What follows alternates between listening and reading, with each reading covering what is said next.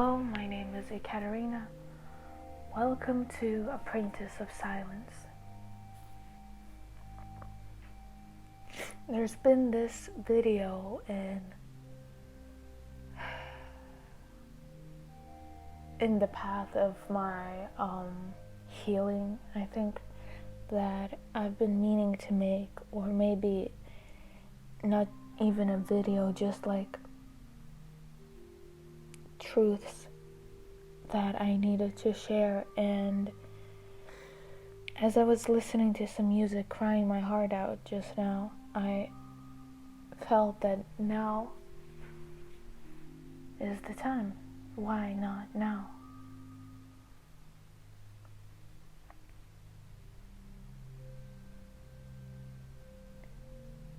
All past lovers, all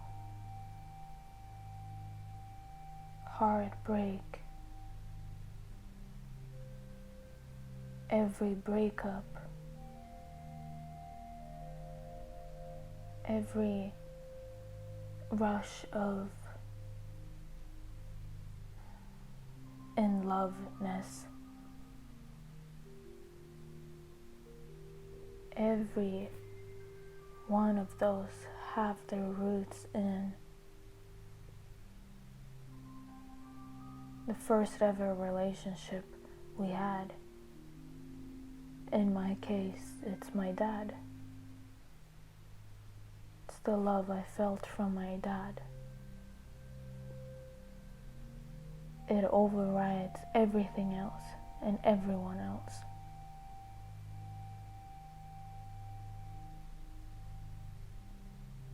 My relationship to my dad hasn't been discussed on my channel yet.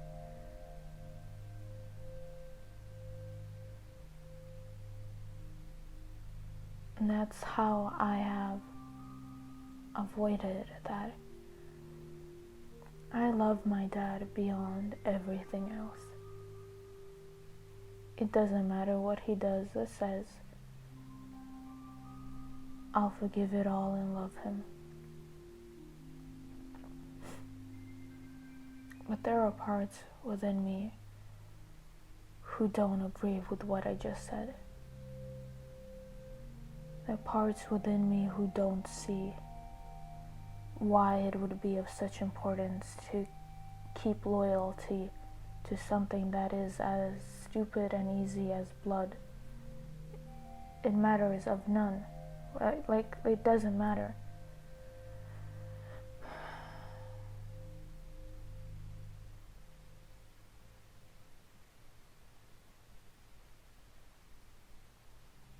It's the loneliness feeling of being behind a glass wall. You love him, and you would do anything for him, but it will just never be enough. And you have no one to talk to it about, because everyone will tell you how much he loves you and everything that he has sacrificed for you, and how he loves you too much according to social standards. He shouldn't be investing as much time and effort and resources into you as he does, and you are the ungrateful one for not valuing that love. But I've been there when he pushes me aside, where he has no time for me.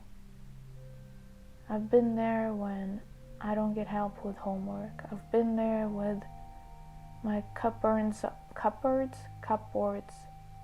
the doors on my like table, office table, whatever it's called. It's like, anyway, things that should be fixed are not fixed, and I get reminded every time I would take pens out, and like the door would fly off of its hinges, and it's a lack. It's lack of investment of energy and time and effort. Yet everyone keeps telling me that he invests too much effort and love and time, and that everything he does for me, and I'm alone. So it makes no sense to me. I don't see that love. I don't see them being the first one in the room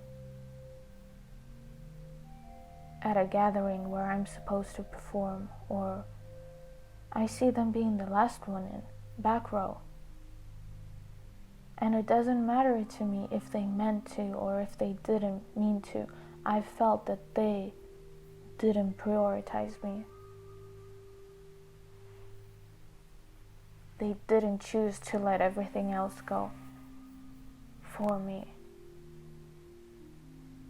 Sure, this might seem spoiled, like, why did you expect that? Well, I did. I did expect that.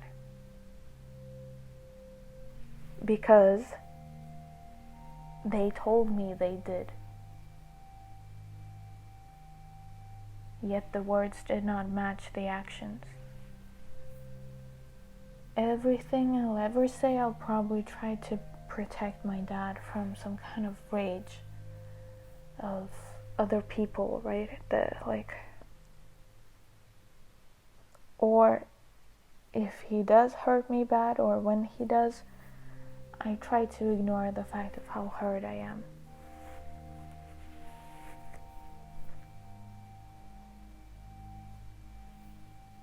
When my dad is calm and untriggered and isn't faced with any wounds or pain, he's funny. He's intelligent. He comes up with the most random, crazy ideas.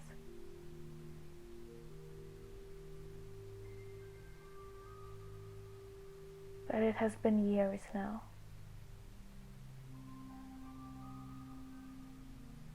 And he's not that same person. He's distant, he's cold. He has narcissistic tendencies where he lives in his own bubbles and all rules are written by him. And everyone else is just ignorant and stupid if they don't adhere to or recognize or understand his rules.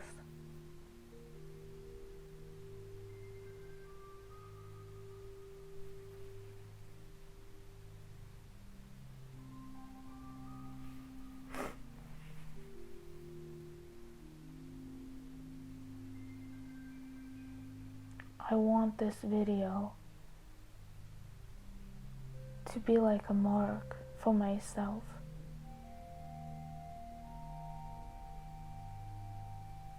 That I'm severely hurt by the father I wish I had and never ended up having, but everyone keeps telling me that I have, when that is not my truth.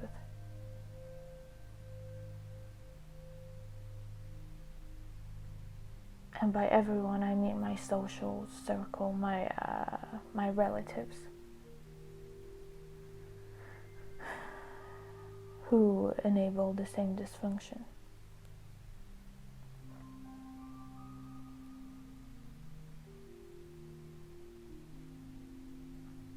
You know what hurts the most is that he can afford to lose me.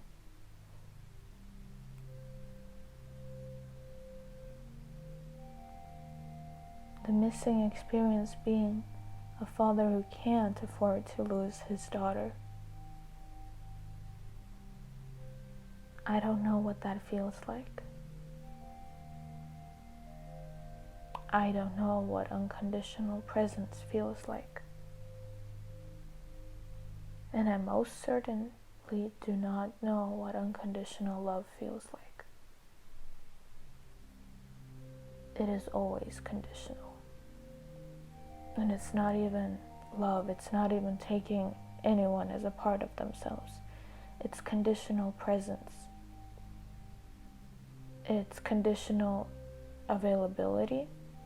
It's conditional paying notice to me. It's conditional communication.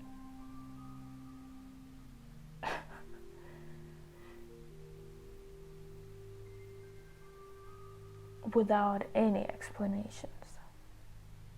It's just the way he is.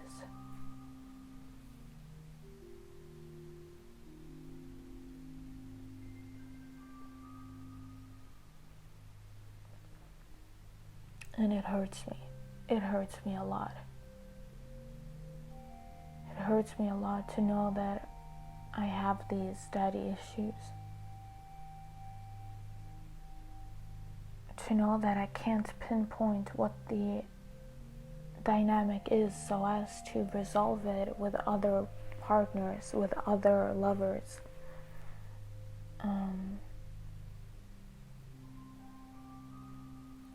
And the mirrors I get are insufficient. It's like a lack of lovers, it's a lack of partners, it's a lack of commitment. And yet it isn't. Like, it's very confusing.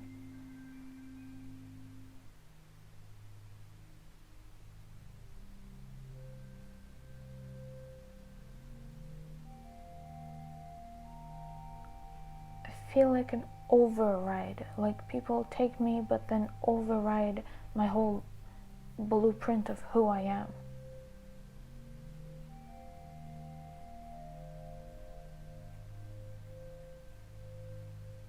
That's the feeling. It's just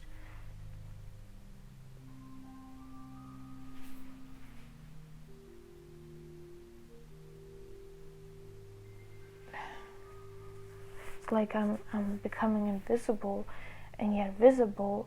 So I know that I'm visible, I'm just see-through, and they decide to just kind of don't care about it. So I feel like I have no impact.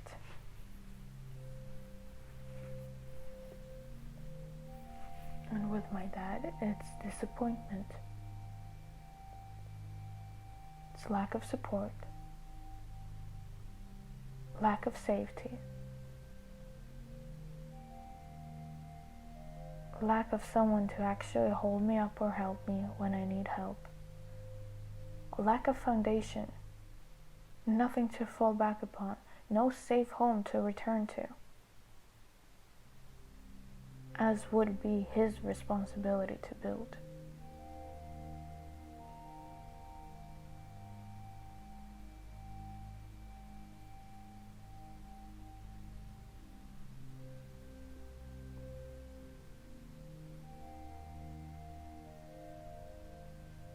And you can't ask for anything, because then you're demanding him to change.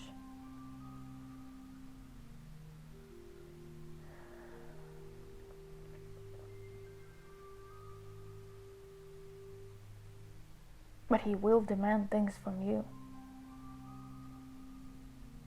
because he has the right to demand things from you. And if you don't provide those things, then you're selfish and ignorant and spoiled, and you don't care about him.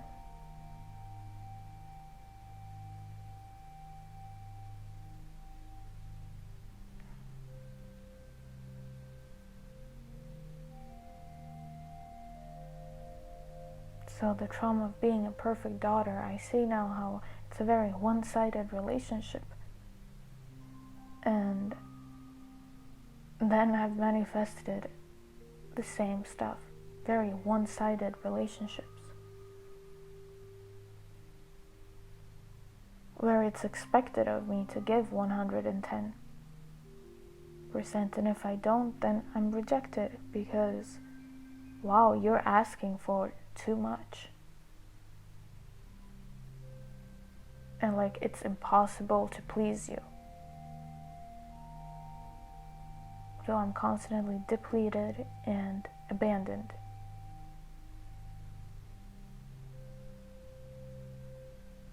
And if I call someone out on these patterns, I make them uncomfortable. Too demanding.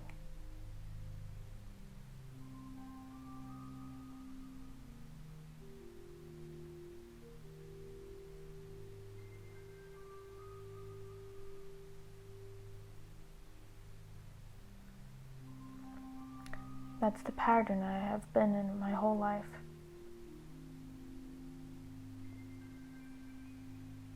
I thought it was important to share it, even if it's just for me to remember it.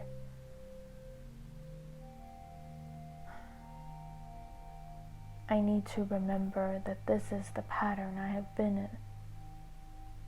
These are the types of people who come into my reality. People who are a match to this behavior.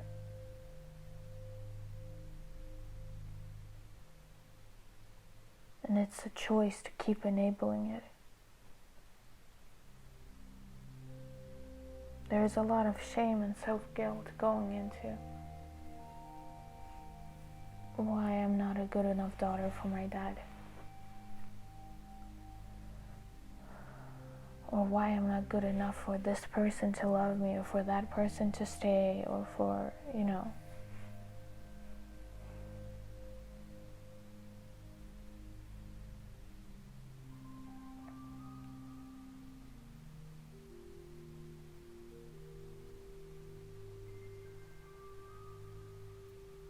I hope that some things are better seen from the outside, and for some of you watching, maybe, or listening, for some of you, creates an impact so that, you notice things that were previously invisible to you because you were too zoomed in. And now looking at it from the outside, you're like, okay, I see this. This is not healthy. This is not fair. This is not self-loving. This is abuse. This is self-abuse. And it is not real. It is not based on or in reality. It is valid, but it's a choice. It is not objective truth.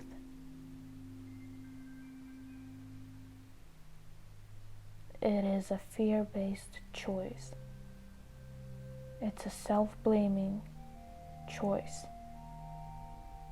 It's a virtuous, trying to be perfect, self-scapegoating choice.